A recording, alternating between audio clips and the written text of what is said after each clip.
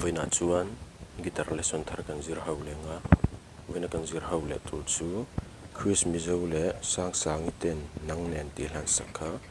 guitar Perhdan kan zir hawang hela hi scene kan langa sang F ma G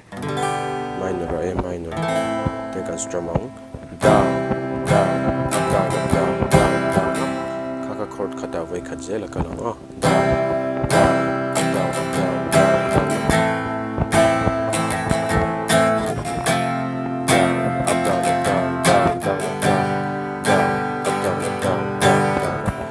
Mizo khan C A minor F G khatia ko lezel khan me bul tangina lanen karon play nga uluk don lo wai thale don